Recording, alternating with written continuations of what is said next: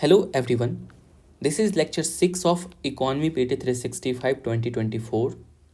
आज की लेक्चर में मैं थोड़ा स्लो रहूँगा because my health is not well. If you want faster experience then you can increase the speed of lecture from settings.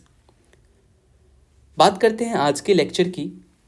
आज की लेक्चर थोड़ी कंसेप्चुअल है, सो बहुत ध्यान से समझिएगा and give your extra focus in the lecture for today's section. तो हम लोग स्टार्ट करते हैं आज की लेक्चर. देखो, किसी भी देश की फिजिकल पॉलिसी जो है वो उस देश की गवर्नमेंट बनाती है, इन विच दे डिसाइड कि हमें कहाँ पे कितना खर्च करना है, कौन सी पॉलिसी एडॉप्ट करनी है. So government in one side decide how much their expenditure should be and another side government think करती है कि हमें कहाँ कहाँ से मनी आएगी, from where money will come in our consolidated fund. But हम आज के लेक्चर में फिजिकल पॉलिसी नहीं डिसाइड करेंगे, नहीं पढ़ेंगे.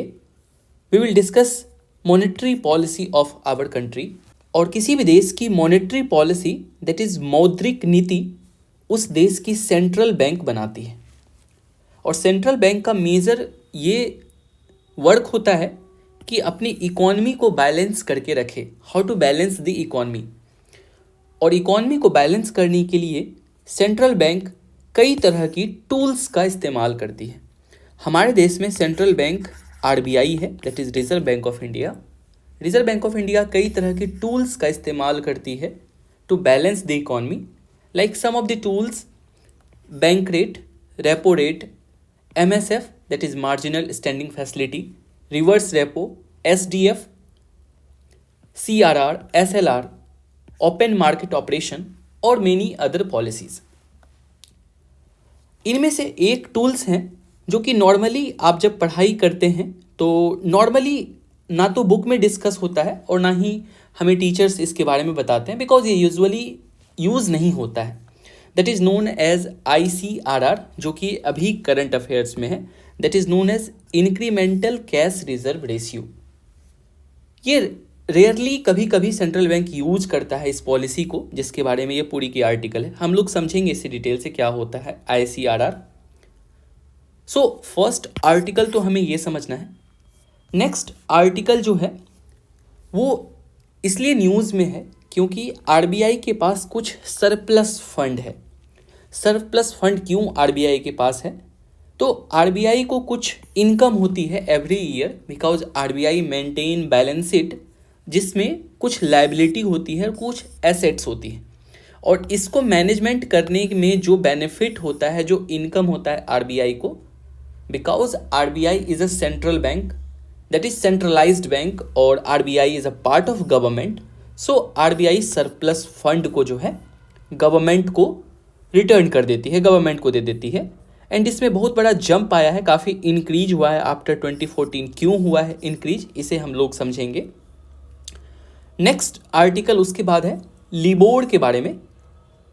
और अब इन्हें आरबीआई ने बोला है क्या, अब इसको हम लोग क्या कर रहे हैं, फेज आउट कर रहे हैं, और LIBOR will not be the official और बेंचमार्क रेट. तो हम लोग शिफ्ट हो रहे हैं किस अनदर रेट पे, अनदर बेंचमार्क रेट पे. तो हम लोग इसे भी समझेंगे. Just pause for a second because you know that there is Shivratri going, so loudspeaker are coming to our area. So wait for a second. So we are talking about LIBOR.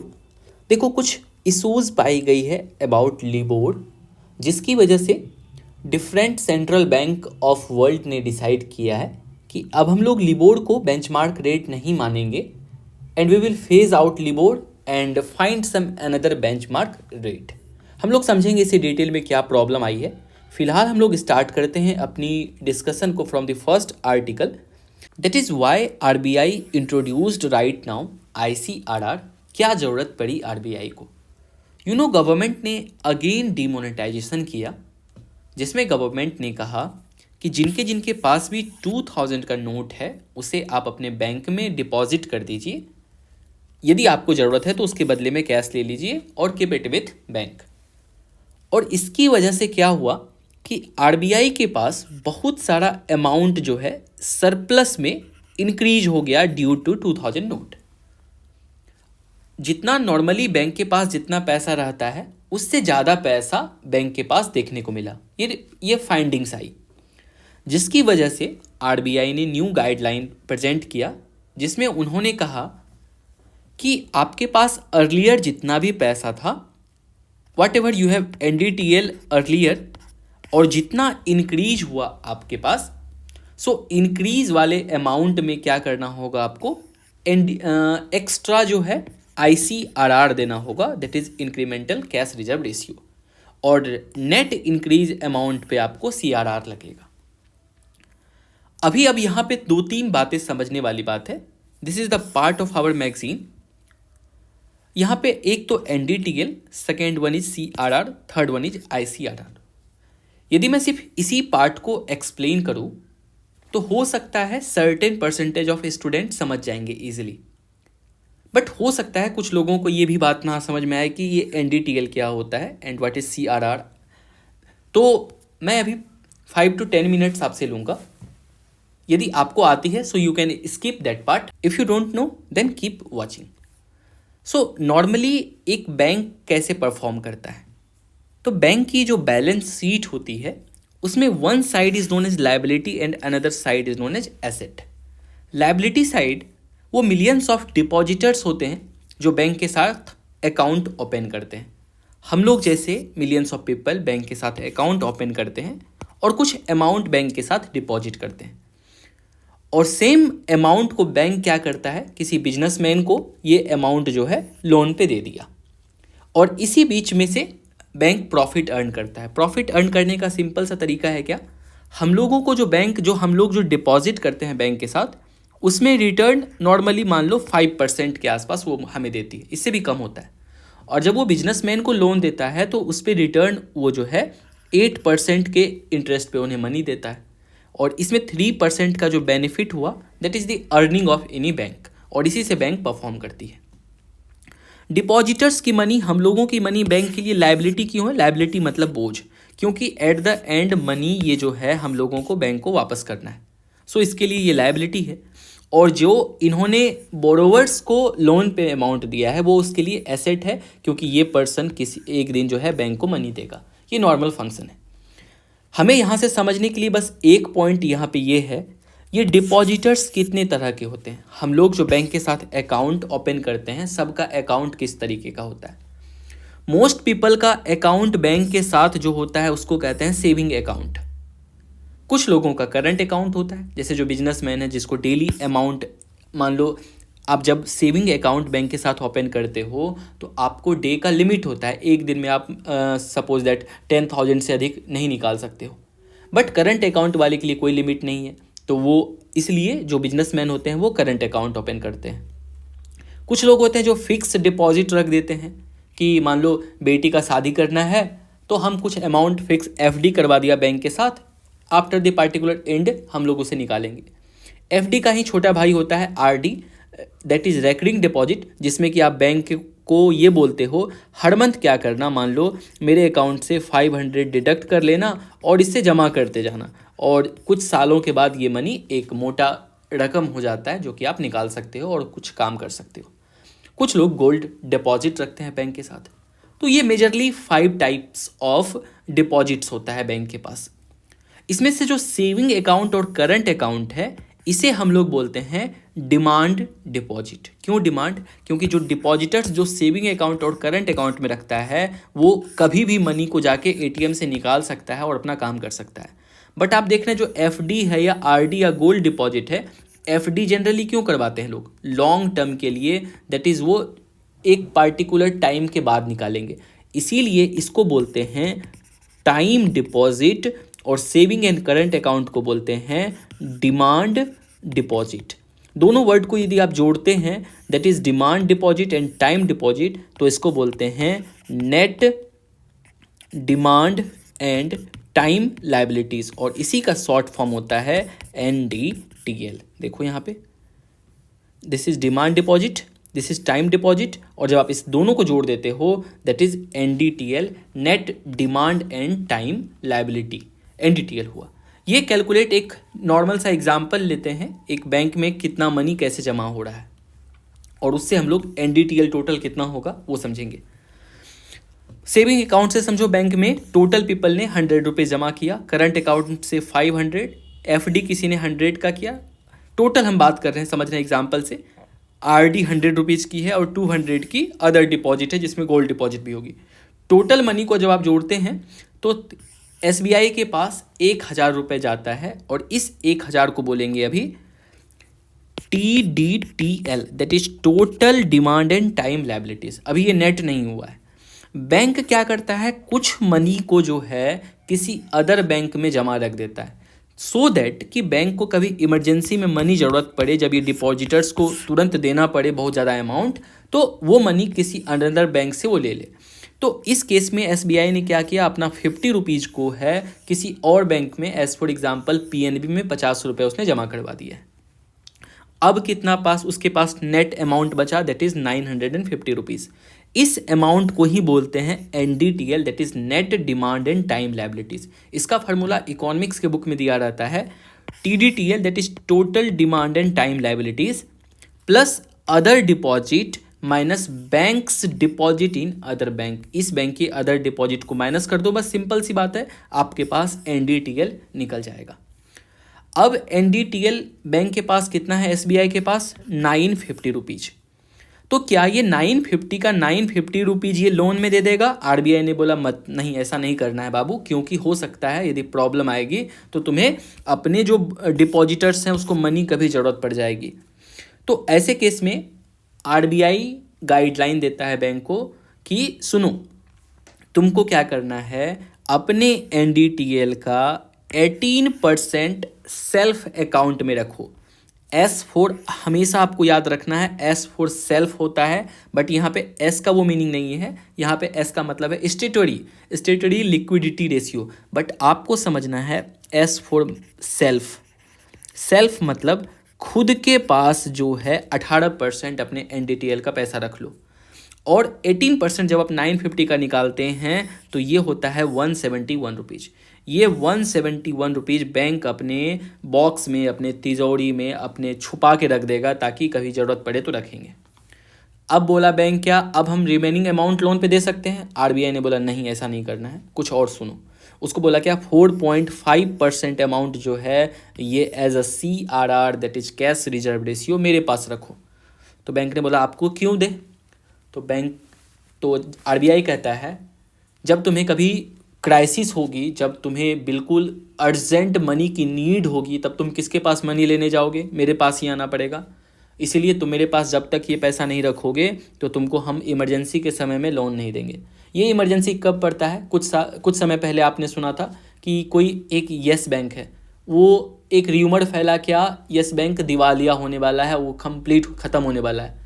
सारे आदमी दौड़ गए bank के पास और bank को कहा कि भैया मेरा पैसा वापस करो। अब ऐसे केस में बैंक तो अपना सारा पैसा लगभग लोन दे देता है, तो कहाँ से लाएगा पैसा? और यदि मान लो आदमी का पैसा ये रिटर्न ना करे, आप एटीएम गए और बैंक बोला कि एटीएम में पैसा नहीं है, तो क्या होगा? इंसान का विश्वास उठ जाएगा बैंक से। देन आफ्टर, इसलिए इस सिचुएशन में आरबीआई बोलता है डोंट वरी ब्रो, मैं हूँ जिंदा अभी। तो उधर से आरबीआई का बोलता है कितना पैसा चाहिए, जितना पैसा चाहिए बैंक को देता है, ताकि डिपॉजिटर्स का विश्वास बना रहे। और ये तभी होगा जब ये 4.5% अमाउंट जो है आरबीआई के पास रखना होगा। ठीक है, ये पैसा आरबीआई के पास इतना रख दिया, कैश रिजर्व रेशियो। तो अब जो रिमेनिंग अमाउंट बचा वो मनी क्या कर सकता है? बैंक लोन में दे सकता है। इस दोनों में एग्जाम के लिए जो इम्पोर्टेंट पॉइंट है वो समझना है। जब जो सेल्फ के पास रखेगा 18%, वो किस फॉर्म में रख सकता है? या तो कैश में रख ले पूरा का पूरा, ये जो 18 मतलब 171 रुपीज़, या तो सिर्फ मनी में रख ले। ठीक है, वो गोल्ड में भी रख सकता है, गोल्ड डिपॉजिट, इतने वैल्यू का गोल्ड और इतने वैल्यू का गवर्नमेंट सिक्योरिटी भी रख सकता है। होप सो अब आपको government security, treasury bill, SDF में कोई प्रॉब्लम नहीं होता होगा। मैंने बहुत डिटेल से आपको पिछले लेक्चर में समझाया है। इस तीनों फॉर्मेट में रख सकता है वो बैंक चाहे तो। जो आरबीआई के पास रखेगा वहाँ पे वनली कैश में रख सकता है वो। और इस मनी जो इतना पैसा जो रख रहा है दैट इज़ 43 रुपीज़ आरबीआई के पास, इसके लिए आरबीआई कोई उसको इंटरेस्ट रेट नहीं देगा। क्यों नहीं देगा वो आरबीआई का मन है, वो मुझे भी नहीं पता है क्यों नहीं देगा। तो ये दोनों पॉइंट तो हम लोग जानते हैं कि नॉर्मली हर कोई जानता है SLR CRR के बारे में। नया ये क्या है, इंक्रीमेंटल CRR। तो अब इसको समझते हैं ICRR को क्या होता है। अब हुआ क्या इस समय में, पहले जो अभी एग्जाम्पल से मैं यहाँ से समझो कि X rupees as for example कि 100 रुपीज़ हम अपने ऊपर के एग्जाम्पल में 1000 रुपये लिए थे, बिकॉज अब आपका जो है क्या मैगजीन में 100 रुपीज़ एग्जाम्पल लिया है, 100 से समझते हैं। अभी समझो सारा पैसा बैंक के पास सबको देने के बाद, मतलब ये वाला डिपॉजिट अनदर बैंक में रखने के बाद, ये 50 रुपीज़ रखने के बाद हमारे पास NDTL पहले के केस में 950 रुपीज़ था। अभी समझ रहे हैं हमारे पास NDTL 100 रुपीज़ है, बैंक के पास 100 रुपीज़ NDTL है। और जब 2000 का नोट बहुत सारा डिपॉजिट हो गया तो इसके पास अब कितना अमाउंट हो गया, 150 रुपीज़ हो गया as per Vision IAS magazine का, विज़न का जो मैगजीन है। पहले इस 100 रुपीज़ में क्या करना होता था, लगभग 18% दैट इज 18 रुपीज़ रखना होता था खुद के पास, और 4.5% ऑफ 100 दैट इज 4.5 रुपीज़ रखना होता था RBI के पास। अब क्या बोला कि अब जो इंक्रीज हुआ है 150, तो 150 अमाउंट पे दैट इज़ 150 रुपीज़ पे तुम पहले क्या करो, SLR दो, ठीक है। एंड इसी 150 रुपीज़ पे तुम क्या करो, CRR किसके पास देगा, ये RBI के पास दे दो।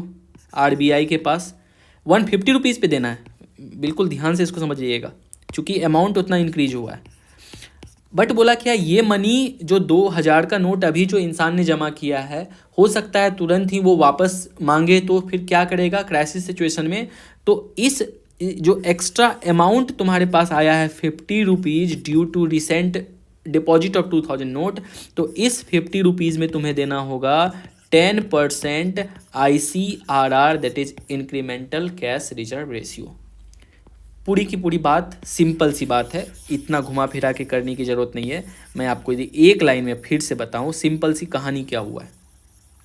जो उसको CRR देना है NDTL पे देगा, उसका 4% था ऑलरेडी पहले से, ये देगा। अब क्या हुआ है, पैसा बढ़ा है, तो अब फिर से NDTL जितना होता है उसको उतना CRR तो उसे देना ही है, CRR दे दिया।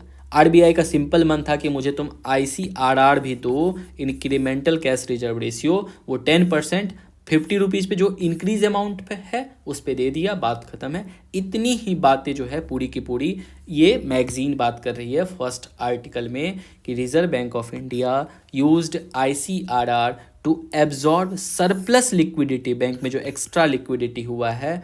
फर्दर ICRR वाज, उसके बाद क्या बोला, जैसे ही मनी फिर से पहले की तरह बैलेंस हो जाएगा फिर से इसको हटा देंगे, ये ICRR हमेशा के लिए नहीं होगा, ये फिर बाद में हम इसको रिमूव कर देंगे। अबाउट CRR एंड ICRR, अब मैंने यहाँ से आपको सब कुछ बता दिया, cash reserve ratio, net demand and time liabilities. RBI act ये कहता है all scheduled commercial bank are required to maintain CRR, ये मैंडेटरी है, ये रखना होगा आपके पास। And incremental cash reserve ratio is similar to CRR where banks need to set aside a certain portion of their money with RBI। इस पे कोई भी इंटरेस्ट RBI नहीं देगा, ये एडिशन है टू CRR, यही एग्जाम्पल आपको मैंने वहाँ पे बताया। इफेक्ट्स ऑफ ICRR क्या होगा, तो लिक्विडिटी मैनेज करने के लिए एक चीज़ आप हमेशा समझिए, इकॉनमी में मैं एक बात को समझाना चाह रहा हूँ, वो ध्यान से समझना है। एक प्रोस्पेक्ट होता है इकॉनमी का, हमेशा एक टर्म है लिक्विडिटी वर्सेस इन्फ्लेशन का।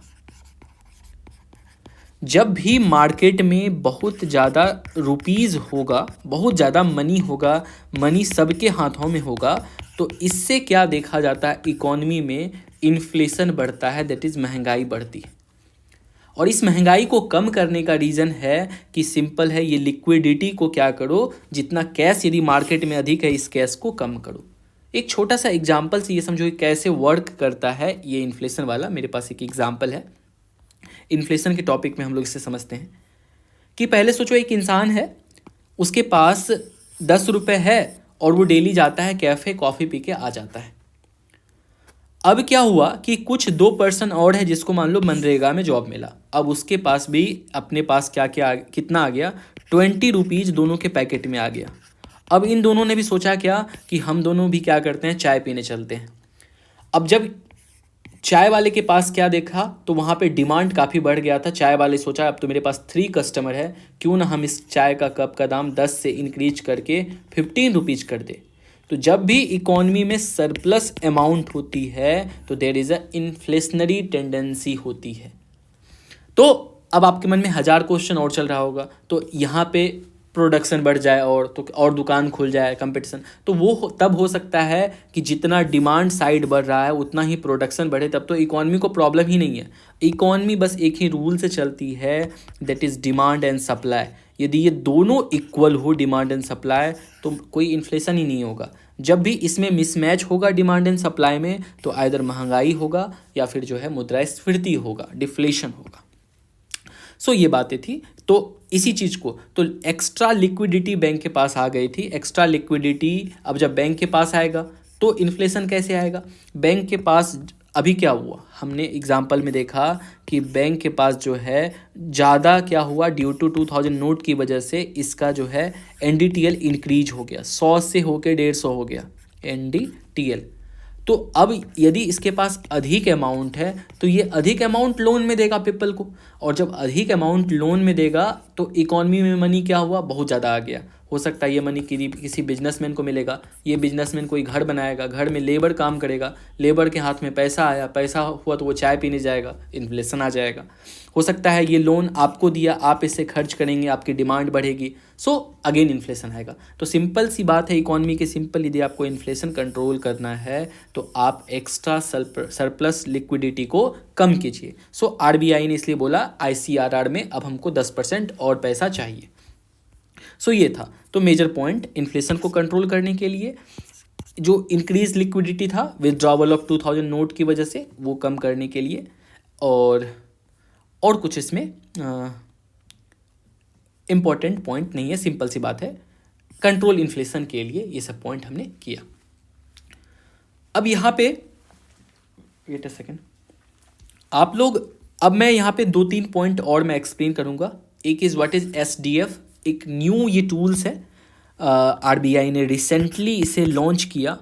और किस लिए किया, तो SDF जो है लाने का मेन पर्पस था रिवर्स रेपो रेट जो है मार्केट से एलिमिनेट हो जाए। What is open market operation and ways and means advances, it is very important concept, क्योंकि इसके लिए FRBM एक्ट में क्या किया गया, चेंजेस किया गया। इस 3 चीज़ को समझाने के साथ मैं 1-2 पॉइंट और समझाऊंगा। यदि आपको ये बेसिक पार्ट अगेन नहीं समझनी है, मैगजीन का फर्स्ट आर्टिकल कंप्लीट हो चुका है, आप स्किप कर सकते हैं जिसे आता है, अदरवाइज जिसको नहीं आता है वो प्लीज़ इसमें जुड़े रहे, हम लोग इसको समझते हैं।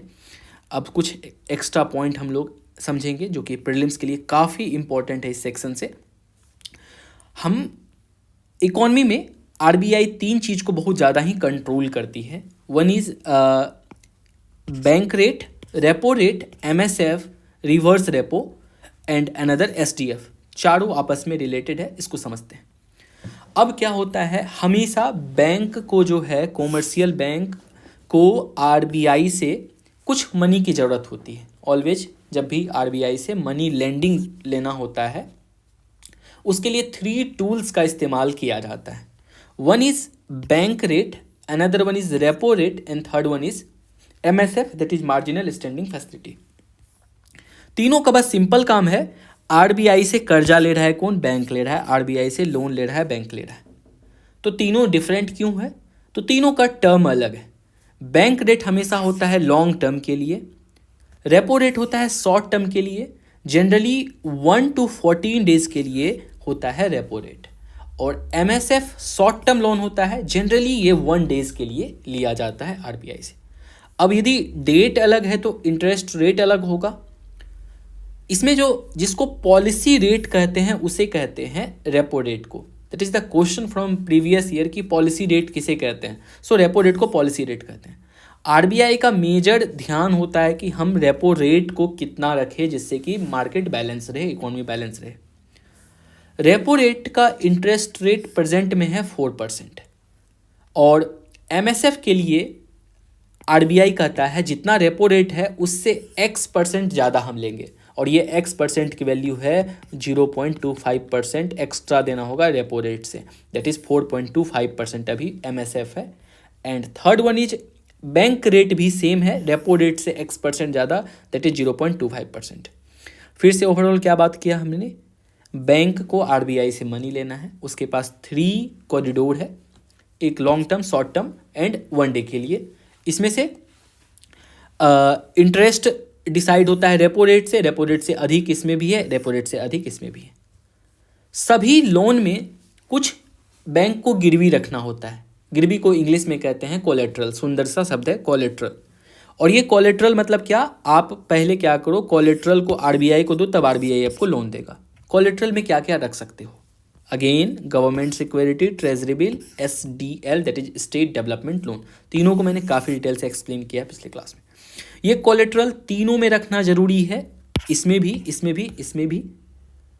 बट एक कंडीशन क्या है, जो MSF है, जब MSF के थ्रू 1 डे के लिए लोन लेगा, शॉर्ट टर्म के लिए लोन लेगा, तो ऐसे में जो बैंक जो है अपना सिक्योरिटी कहाँ से ला के रख सकता है, तो जो उसके SLR कोटा में था, जो अभी ऊपर जस्ट हमने पढ़ा कि सेल्फ के पास जितना मनी उसे रखना है, ये SLR में आपने देखा था वो कैश, गोल्ड और गवर्नमेंट सिक्योरिटी रख सकता है। तो इसी गवर्नमेंट सिक्योरिटी को गिरवी रख के वो लोन ले सकता है। इसीलिए NDTL में मोस्ट ऑफ बैंक ये प्रेफर करता है कि हम गवर्नमेंट सिक्योरिटी ही रखें, इससे हमें लोन भी मिल जाएगा, हमें 18% का एक कोटा भी पूरा हो जाएगा। यदि कैश रखेंगे तो कैश रिटर्न तो देता नहीं है, गवर्नमेंट सिक्योरिटी में उसे क्या हो रहा है कि बेनिफिट भी मिल रहा है। सो इसलिए ये GSEC को वहाँ पे यूज कर दिया।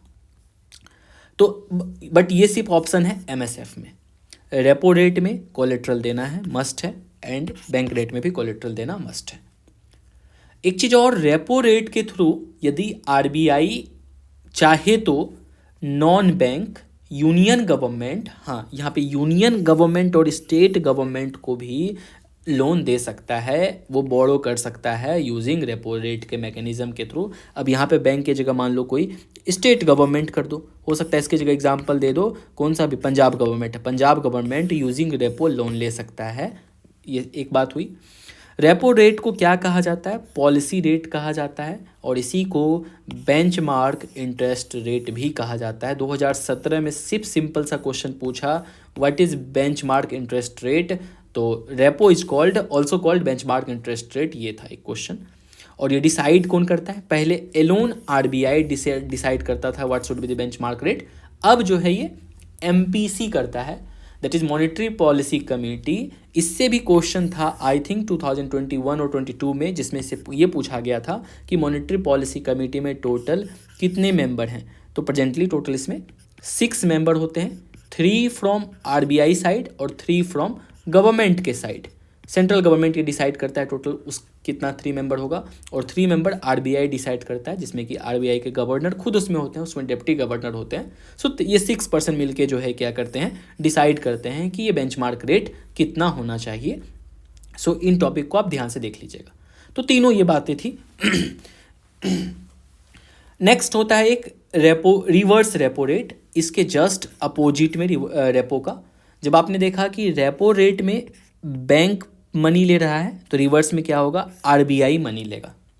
RBI मनी बैंक से क्यों लेगा, तो जब भी मार्केट में इन्फ्लेशन आएगा, मार्केट में बहुत ज़्यादा मनी हो जाएगा, तो इस मनी को सक करने के लिए, इस मनी को खींचने के लिए यहाँ से RBI बोलेगा कि चलो बाबू बैंक आ जाओ, कुछ पैसा मेरे को दो, तो इससे जो है बैंक पैसा लेगा, और इसके बदले में अब RBI उसको इंटरेस्ट देगा, और RBI इसको कोलेट्रल देगा, क्योंकि सेम रूल बना हुआ है, यदि आपको लोन चाहिए तो कुछ गिरवी रखना होगा, तो RBI बेचारा को भी देना पड़ रहा है यहाँ पे कोलेट्रल।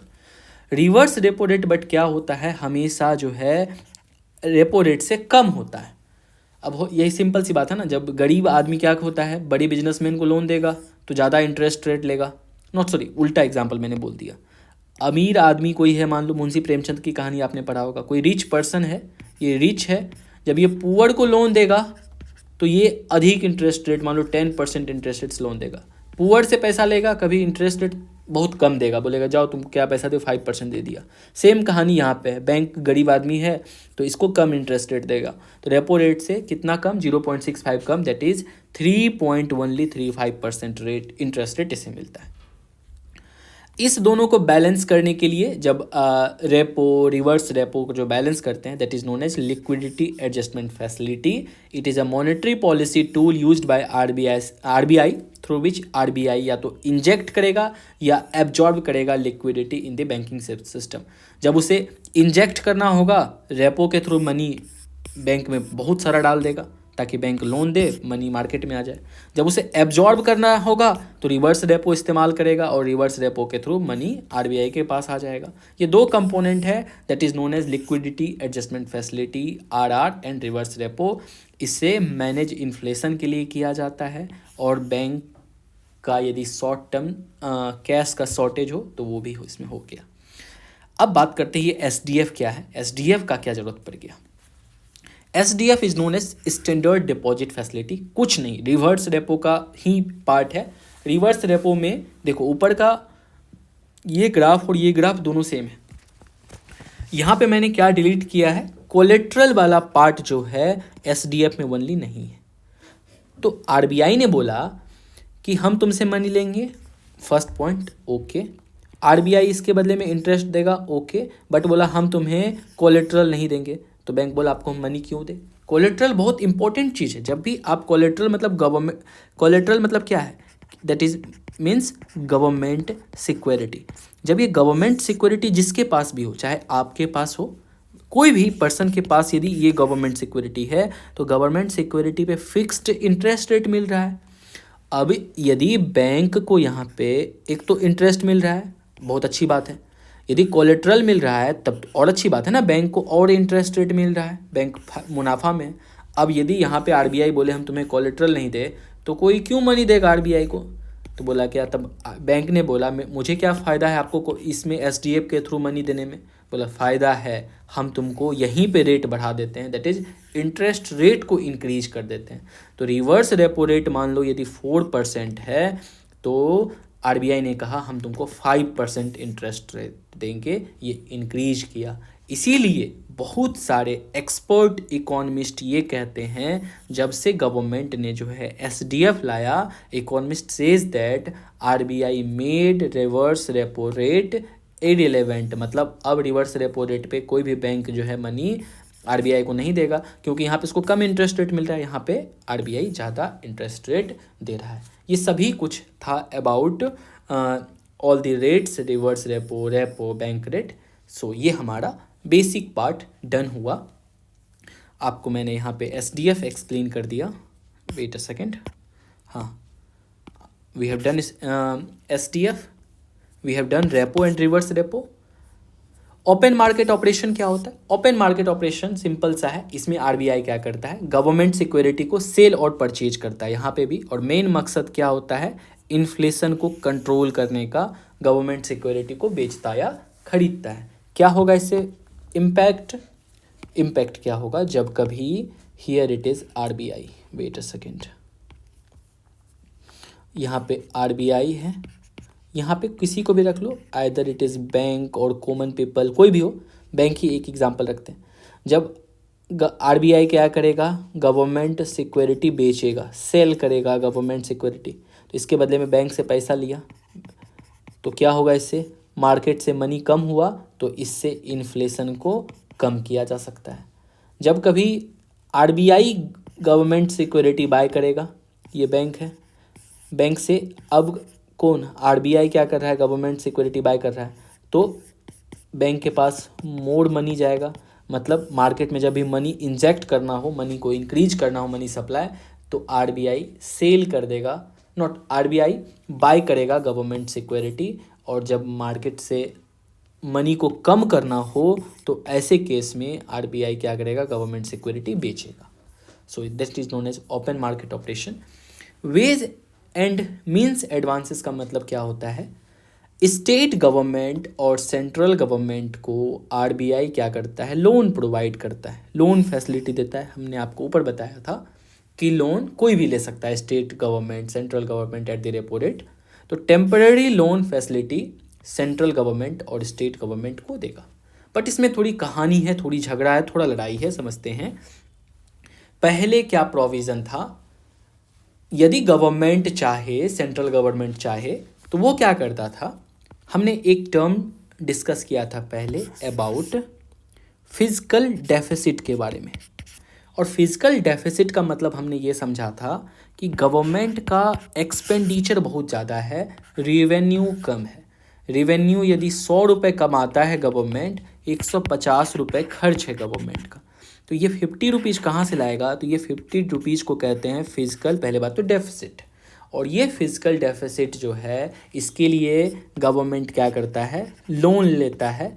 और पहले क्या गवर्नमेंट करता था? आरबीआई को बोलता था भाई साहब क्या करो, मेरे लिए कुछ पैसे क्या करो, प्रिंट कर दो। मान लो बोलेगा 30 रुपीज़ तुम प्रिंट करके मुझे दे दो, सो दैट हम ये अपने डेफिसिट को कम कर पाए, ये गवर्नमेंट। बट क्या हुआ? FRBM एक्ट, ये एक ऐसा एक्ट है जो कि आई थिंक इकोनॉमी में आप कोई एक्ट तो ऐसे नहीं पढ़ते हैं कोई कानून, बट ये एक्ट आपको मस्ट पता होना चाहिए। एक बार आप थोड़ा सा इसे टाइम देके एक बार इस एक्ट को पढ़ लीजिए, बहुत इंपॉर्टेंट एक्ट है। कई जगह ये इम्पोर्टेंट आप मैगजीन में, हमने इससे 2 क्लास पहले भी डिस्कस किया था अबाउट FRBM एक्ट, जिसमें कि ये एक्ट कहता है क्या, कितना डेब्ट टू GDP रेशियो होना चाहिए। ये जनरली ये एक्ट लाने का मकसद ये था कि गवर्नमेंट की जो है ना, जो खर्च है उसको लिमिट करे, ऐसा नहीं हो मनमना फिजिकल डेफिसिट हो जाए। तो इन्होंने कुछ टारगेट भी दिया था। So all about physical FRBM act. आप यदि यहाँ से कुछ नोट डाउन करेंगे, मैं हालांकि मैं ये शेयर कर दूंगा कुछ यहाँ पे है FRBM एक्ट के बारे में, और कोई डिटेल वीडियो में बना दूंगा। इन शॉर्ट यदि 1-2 बात मैं बताऊं तो ये यूनियन प्लस स्टेट गवर्नमेंट को ये कहता है क्या, कि अपना कंट्रोल कीजिए फिजिकल डेफिसिट को, जो राजकोषीय घाटा है उसको कंट्रोल कीजिए, दैट इज़ लिमिट कीजिए बोरोइंग को। इसने कुछ टारगेट दिया था क्या, इसने बोला था कि फिजिकल डेफिसिट कितना होना चाहिए, 3% ऑफ GDP होना चाहिए, दोनों के लिए, स्टेट गवर्नमेंट के लिए और सेंट्रल गवर्नमेंट दोनों के लिए। और रेवेन्यू डेफिसिट बोला था 0 होना चाहिए। बट ये टारगेट अचीव करना पॉसिबल नहीं था। सो इसके बाद गवर्नमेंट ने एक कमेटी फॉर्म किया था, NK सिंह कमेटी, 2016 से 17 में। ये NK सिंह भाई साहब कौन है? तो ये 15th फाइनेंस कमीशन के चेयरमैन हैं। इन्होंने ये कहा कि अरुण जेटली साहब उस समय फाइनेंस मिनिस्टर थे 2016 में।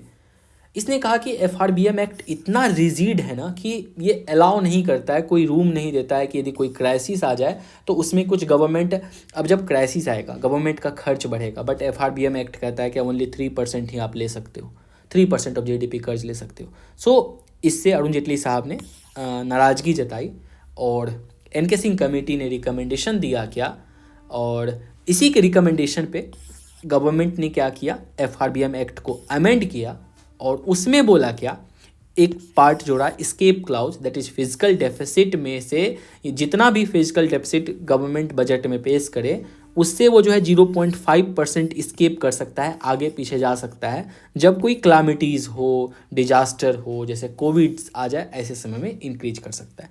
डेब्ट टू GDP रेशियो के बारे में क्या कहना था उनका, तो इनके बारे में उन्होंने कहा कि यूनियन गवर्नमेंट का 40% कर्ज होना चाहिए और स्टेट गवर्नमेंट का 20%। इसको हमने डिस्कस किया था। और भी बहुत सारी बातें हैं, कभी मैं डिटेल में इस पे आपसे डिस्कस करूँगा। सो अभी बट इतना समझिए FRBM एक्ट के बारे में। सो FRBM एक्ट में ये कहा गया था क्या, कि वेट अ सेकेंड, मुझे पानी चाहिए होगी, I will continue after a break. So पहले ये प्रोविज़न था क्या, कि जो भी आपकी फिजिकल डेफिसिट थी, गवर्नमेंट उसका कुछ पार्ट को बोलता था RBI को, मुझे करेंसी प्रिंट करके दे दो। बट FRBM एक्ट में बोला गया कि नहीं, आपको जो भी मनी चाहिए वो आप कैसे ले सकते हो, as a form of temporary loan के माध्यम से ले सकते हो, हम प्रिंट करके नहीं देंगे। और इसको जो चार्ज किया जाएगा एट रेपो रेट के थ्रू, लोन के थ्रू आप ले सकते हो, करेंसी प्रिंट करके नहीं दिया जाएगा। That is known as ways and means advances, कि as a temporary loan facility दिया जाता है central government and state government को। अब हम लोग बात करते हैं क्या, सरप्लस ट्रांसफर बाय RBI, जो हमने बात किया था कि RBI के पास जो है, जो भी सरप्लस अमाउंट होता है वो गवर्नमेंट को देना पड़ता है। और इंक्रीज अभी काफ़ी देखा गया, ये जो है आप देखेंगे जब कंटिन्यूसली आफ्टर 2014 के बाद ये सरप्लसली इंक्रीज हो रहा है। तो इंक्रीज होने के पीछे क्या रीज़न है और क्या होता है ये सरप्लस ट्रांसफ़र, तो जो अभी थोड़ी देर पहले हमने समझा था liability and asset of bank, उसी तरह से RBI is also a bank. तो आरबीआई के पास भी कुछ लायबिलिटी साइड है और कुछ एसेट है। इसमें से तो आरबीआई के पास क्या क्या लायबिलिटीज़ हैं? लायबिलिटीज़ में जो भी कॉमर्शियल बैंक है उसकी कुछ डिपॉजिट्स आरबीआई के पास होती है। यू नो दैट, हमने डिस्कस किया था, जैसे बहुत सारे बैंक को सपोज करो यदि सीआरआर भी जमा कर रहा है तो वो क्या है, कॉमर्शियल बैंक का डिपॉजिट है आरबीआई के साथ। या फिर वो जब रिवर्स रेपो या एसडीएफ यूज करते हुए आरबीआई जो मनी ले रहा है तो आरबीआई के पास सभी कॉमर्शियल बैंक का मनी है। सेकेंड, जो भी करेंसी इन सर्कुलेशन है, आप किसी भी नोट को जब नोट पे पढ़ेंगे तो वहाँ पे गवर्नर साहब ये कहते हैं कि मैं बियरर्स को जो है इतना पैसे रिटर्न, जैसे 100 रुपीज़ का नोट है तो वो 100 रुपीज़ देने का प्रॉमिस करता हूँ। सो करेंसी इन सर्कुलेशन जो भी है वो आरबीआई की एक लायबिलिटीज़ है। और एसेट साइड क्या है आरबीआई का? तो आरबीआई का एसेट है गोल्ड डिपॉजिट आरबीआई के पास है। आरबीआई लोन देती है डिफरेंट स्टेट को, तो ये भी लोन इसके पास एसेट है, एक दिन रिटर्न आएगा। लोन बैंक को देता है आरबीआई, वो भी एसेट है। और फॉरेन करेंसी आरबीआई होल्ड करता है, फॉरेन करेंसी में इसके पास डॉलर है, यूरो है, ये सभी चीज़ तो ये इसकी एसेट साइड है और ये लायबिलिटी साइड है। लायबिलिटी साइड में आरबीआई कुछ और रखता है, that is known as reserve, capital and reserve part ये आरबीआई रखता है एज अ लायबिलिटी साइड। क्या होता है रिजर्व साइड? रिजर्व में एक है contingency fund and another one is asset development fund. ये दोनों फंड मेन पर्पस रखने का मतलब ये है कि जब कभी भी इमरजेंसी सिचुएशन हो, कंटिजेंसी का देखो मतलब ही होता है इमरजेंसी सिचुएशन, कि जब कभी कोई अनएक्सपेक्टेड सिचुएशन हो तो उसको बैलेंस करने के लिए हम क्या करेंगे कि इस चीज़ का यूज़ करेंगे, उस जो हमारे रिजर्व में जो मनी होता है। जैसे मान लो आरबीआई के पास क्या है, फॉरेन करेंसी है। अब ऐसा नहीं है फॉरेन करेंसी रखने से हमेशा बेनिफिट ही होगा। मान लेते हैं एग्जाम्पल के तौर पे आरबीआई ने रखा है डॉलर, और ये डॉलर आरबीआई ने उस समय बाय किया था जब $1 इज इक्वल टू 70 रुपीज़ था मान लो। बट ये डॉलर की प्राइस हो सकता है वो इंक्रीज हो जाए, डिक्रीज हो जाए, तो ऐसे केस में क्या होगा, आरबीआई को नुकसान होगा, बिकॉज आरबीआई होल्ड कर रहा है with the banking of rupees. तो जिसकी वजह से वो कंटिजेंसी फंड में जब मान लो एक्सचेंज रेट पॉलिसी ऑपरेशन को मेंटेन करना हो सकता है मॉनेटरी पॉलिसी को बैलेंस करने के लिए आरबीआई को अपना रिजर्व रखना हो, मॉनेटरी पॉलिसी, यदि बैंक को कुछ मनी देना है, और डेप्रिसिएशन आ जाए चूँकि value of securities. Government securities में हमने बात किया था कि गवर्नमेंट सिक्योरिटीज़ को जो है डिस्काउंटेड प्राइस पे बाय किया जाता है या बेचा जाता है। वो ऐसा नहीं है कि उसकी फेस वैल्यू 100 रुपीज़ है तो वो 100 रुपीज़ में ही बिकेगा। यदि कभी अचानक से काफ़ी डेप्रिसिएट हो गया तो उस चीज़ को बैलेंस करने के लिए सिंपल सी बात है, आपको इतना डिटेल में नहीं समझना है इसको, बस समझना है इमरजेंसी के लिए जो कुछ मनी चाहिए वो कंटिजेंसी फंड में रखता है, और कुछ मनी को आरबीआई इन्वेस्ट कर देता है, दैट इज उसे कहते हैं एसेट डेवलपमेंट फंड। और ये मनी क्यों इन्वेस्ट करता है? Amount set aside investment in subsidiaries और internal capital expenditure, so that कुछ रिटर्न मिलते रहे इस पे, और जो हमारे पास सिचुएशंस कभी आएगी मनी की ज़रूरत होगी, एक्सेस मनी की इन द क्राइसिस पीरियड, तो हम लोग यहाँ से मनी हमें आते रहेगा, उसको हैंडल कर लेंगे। अब बात क्या हुई कि ये पहले आरबीआई क्या करता था, ये रिजर्व वाला पार्ट जो है काफ़ी अधिक रिजर्व अपने पास रखता था, और जब रिजर्व अधिक अमाउंट पे रखेगा तो ऑब्वियस सी बात है जो इनकम होती थी, इनकम का मान लो टोटल ये इनकम का इसके पास मान लेते हैं ये आरबीआई का इनकम होता है, इनकम को मान लो, तो आरबीआई पहले क्या करता, इतना सा पार्ट रिजर्व के लिए रख लेता, आकस्मिक घटना के लिए रख लेता इतना पैसा। और इससे बट गवर्नमेंट का कहना था नहीं, इतना पैसा जो है आप रखेंगे तो फिर जो है क्या गवर्नमेंट को नहीं मिलेगा, तो आप इस अपने जो रिजर्व वाला पार्ट है ना ये कम कीजिए, इस रिजर्व वाले पार्ट को कम कीजिए। इसके लिए बहुत सारी कमेटी बैठी, बट लास्ट कमेटी बैठी थी that is Bimal Jalan committee, जो कि 2014 में उसने रिकमेंडेशन ये दिया कि जो भी इनकम होता है उस इनकम का 20 से 25% इस इनकम को कई जगह आपको लिखा रहेगा बैलेंस शीट, बैलेंस शीट मतलब दिस वन। बैलेंस शीट मतलब होता क्या है, जो आपको जितना आपका एक्सपेंडिचर साइड है, जितना आपका इनकम साइड है, that is what is liability और एसेट में जो भी एक्स्ट्रा है, तो ये इसका जो है 20 से 25%, ये भी परसेंटेज आपको याद नहीं रखना है, नहीं बिल्कुल रखना है, बस मैं समझाने के लिए यहाँ पे यूज़ कर रहा हूँ। 20 से 25% इनकम जो है वो इकोनॉमिक कैपिटल एज रिजर्व रख दीजिए ऑल फंड का, और ये जितना जैसे फंड है ना, ये सब फंड के लिए आप रख लीजिए। उसमें से 5 से 6% जो है कंटिजेंसी फंड में कितना रखना है, ओनली 5 to 6% के आसपास इसमें रखना है। और इसके वजह से जब 2014 की रिकमेंडेशन बिमल जलान कमेटी की आरबीआई ने माना, अब क्या हो रहा है, सपोज करो पहले इतना था हमारे पास, अब ओनली इतना सा ही मनी को रखना पड़ रहा है, मान लो यही मनी रिजर्व में रखना पड़ रहा है। More amount of money RBI के पास सरप्लस में बच रहा है, that is income of RBI का ज़्यादा सरप्लस में बच रहा है। और अब जब अधिक अमाउंट बच रहा है, RBI is a government bank, because जो है नेशनलाइजेशन उसका तो हमने 1948 में ही कर लिया। तो जब आरबीआई का नेशनलाइजेशन हो गया है, RBI is a government bank, तो जो भी इनकम होगा वो इनकम किसके पास जाएगा, गवर्नमेंट के पास जाएगा। इसीलिए आप देखेंगे कि आफ्टर 2014 क्या हुआ कि ये वाला ग्राफ को देखो, 2014 के बाद क्या हो रहा है, इंक्रीजिंग हो रहा है। सो ये पूरी की पूरी इस पे आर्टिकल इस पे थी। क्या है, एक दो ऊपर पॉइंट्स देख लेते हैं। आरबीआई को ट्रांसफ़र करना है, अगेन ये अमाउंट इंपॉर्टेंट नहीं, एग्जाम में कभी नहीं पूछेगा। ये सरप्लस जंप कितना है 2021 से 22 के रिस्पेक्ट में 188% टू किसको, union government. RBI is not required to, अब ये कहता है क्या, अकॉर्डिंग टू न्यूज़ में ये लिखा हुआ है, बट इनकम टैक्स उससे पे नहीं करना होता है तो सरप्लस बढ़ जाता है, ऐसा थोड़ी। सो इट ट्रांसफर्स, बस ये पॉइंट आपको हाईलाइटेड पॉइंट याद रखना है, it transfer surplus amount to government in accordance with the section 47 में ये मेंशन्ड है RBI act 1934। RBI total expenditure is significantly lower than its total net income. यही पार्ट है, इस पार्ट को यहाँ पे एक्सपेंडिचर की तरह भी समझ लीजिए, मतलब खर्च पार्ट में कम हो गया है क्योंकि कंटिजेंसी फंड में कम पैसा रखना है। सो और एक्सपेंडिचर भी आरबीआई का कम है, ये तो रियलिटी भी है, देयरफॉर इनकम बढ़ा है।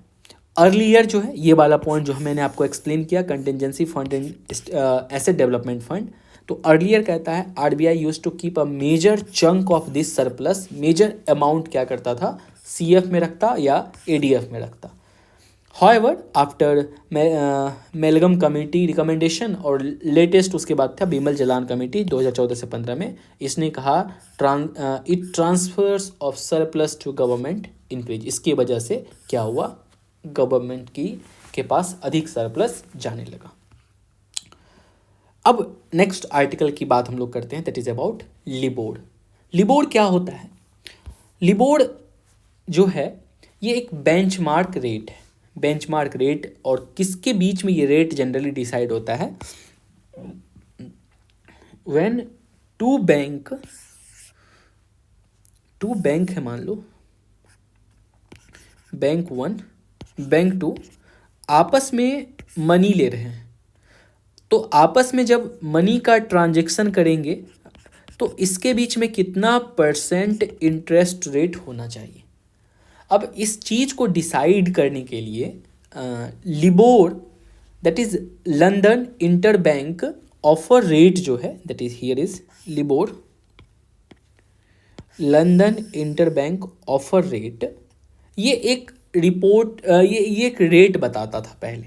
इसका क्या, इसमें क्या होता था, लिबोर एक सर्वे कंडक्ट करता था जिसमें कि 18 major international bank, not only from London का, दुनिया की 18 मेजर इंटरनेशनल बैंक जो है वो उससे सर्वे करता, लिबोर जाके पूछता कि आपसे यदि कोई बैंक कर्ज मांगेगा तो आप उसको किस रेट पे आप क्या करेंगे, इंटरेस्ट, इससे इंटरेस्ट लेंगे।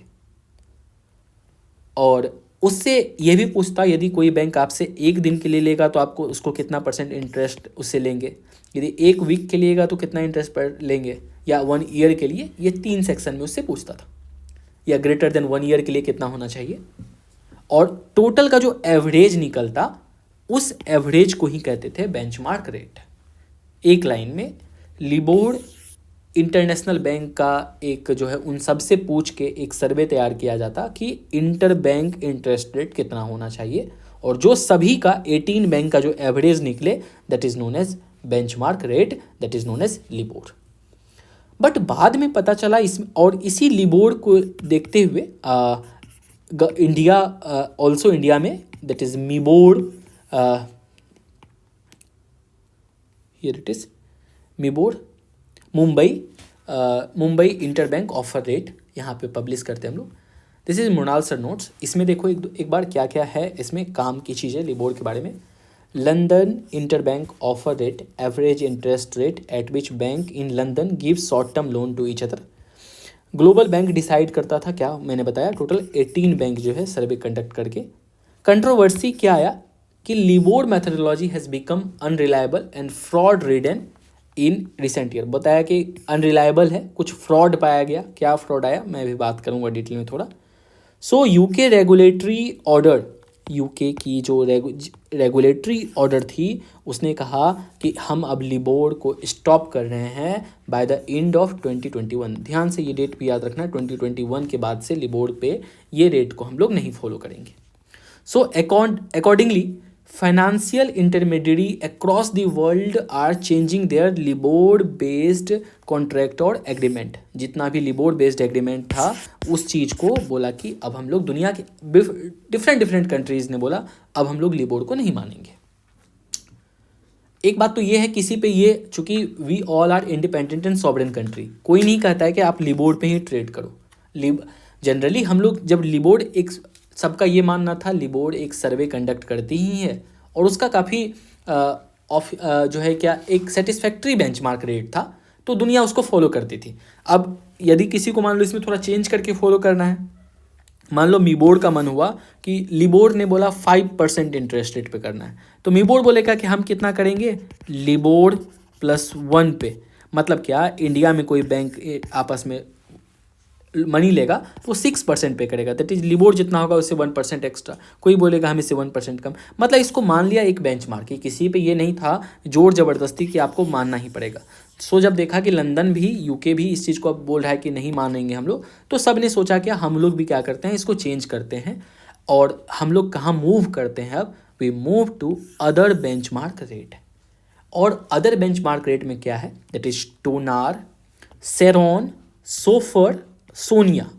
मुनाल सर का कहना है क्या, फुल फॉर्म की ज़रूरत नहीं है, हम लोग अभी अपने मैगजीन में इन सब के बारे में बात है, सबके बारे में, सेरोन, सोफर, सोनिया, टोनार के बारे में हम लोग इस पे चलते हैं। तो ये बातें थी इस पे, तो इतनी बातें जानने लायक थी इसमें।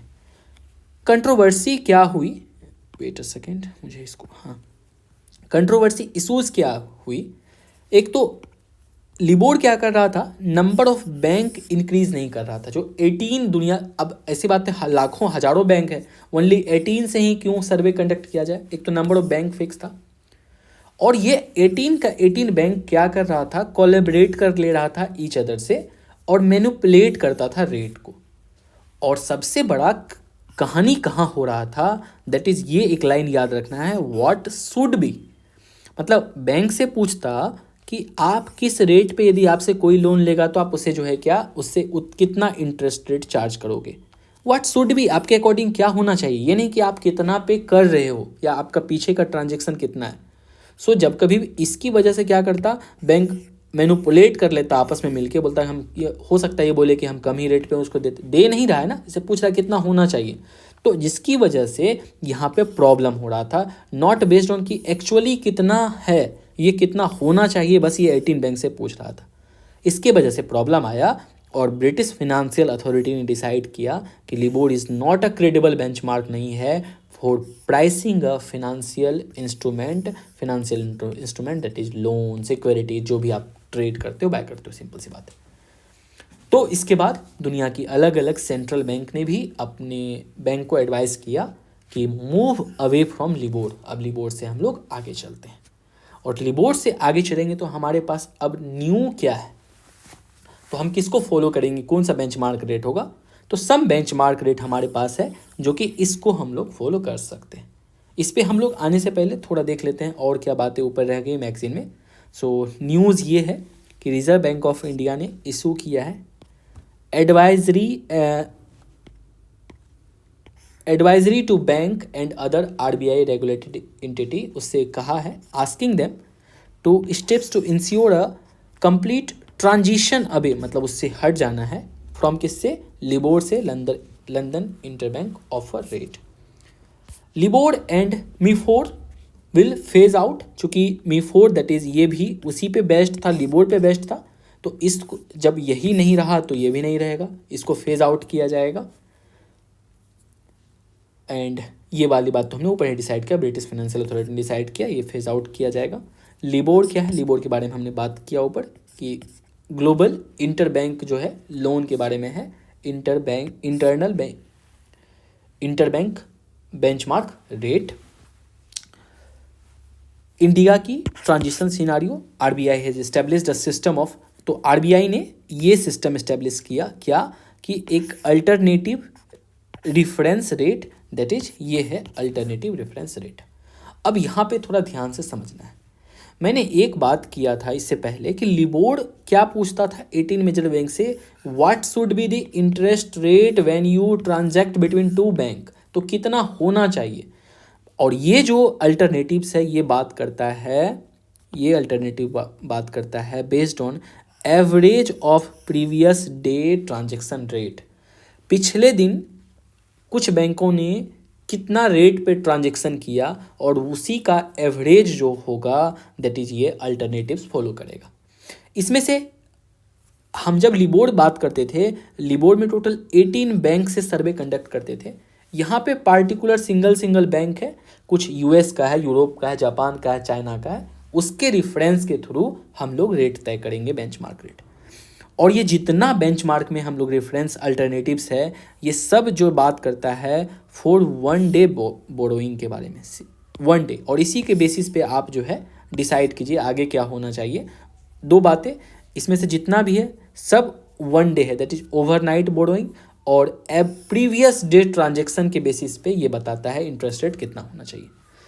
इसमें से जो सोफर की बात है सभी का देखो, जिसमें भी यदि याद रखने की बात है, कभी मे बी एग्ज़ाम अब तो काफ़ी डिफरेंट होते जा रहा है, चेंज होते जा रहा है, उसमें से जहाँ जहाँ पे भी आपको ओ, यहाँ पे देखिए ONI, जैसे कि यहाँ पे ON है, ठीक है, टोनार में, सेरोन में ON है, और उसके सोनिया में ON है। ON का मतलब होता है ओवरनाइट, यहाँ पे ओवरनाइट।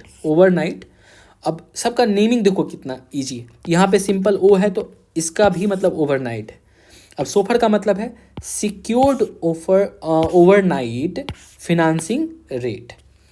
ईस्टर का मतलब क्या होता है, यूरो शॉर्ट टर्म, इसका नेम यहाँ पे नहीं लिखा हुआ है, इसका मतलब मैं लिख देता हूँ, wait second,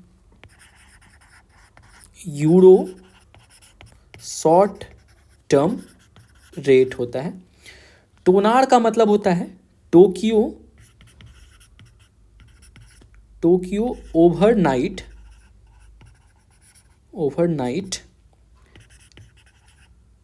average rate. SHIBOR तो सिंपल है, Shanghai interbank offer rate. MIFOR Mumbai interbank forward outright rate.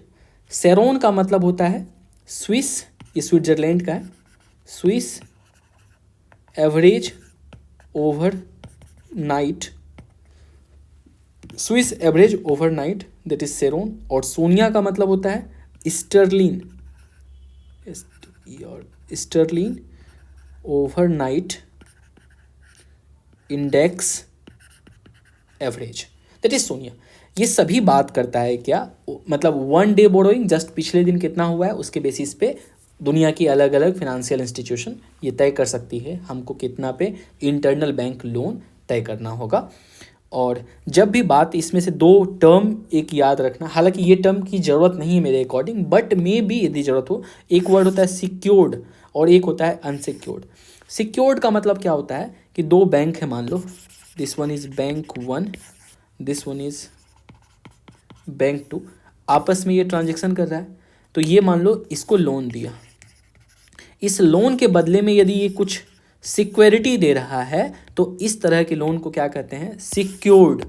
और जब कोई विदाउट सिक्योरिटी हो तब जाके जो लोन होगा जिस इंटरेस्ट रेट पे, that is known as unsecured. तो ओनली सोफर अभी तक है जो कि अमेरिका की है, जो कि सिक्योर्ड है, बिकॉज ये बताता है क्या, विथ सिक्योरिटी इंटरेस्ट रेट कितना होना चाहिए। बाकी स्टर हो, टोनार हो, सीबोर्ड हो या फिर सेरोन हो, सोनिया हो, ये अनसिक्योर्ड है।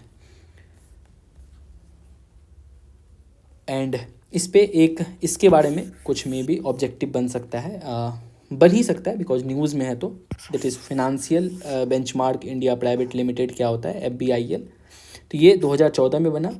यह एक प्राइवेट लिमिटेड कंपनी है अंडर कंपनीज एक्ट 2013। ऑब्जेक्टिव इसका क्या है, तो develop and administer benchmark relating to money market, government securities and foreign exchange in India. इसे रेगुलेट RBI करती है। So thank you for discussion, मिलते हैं नेक्स्ट लेक्चर में।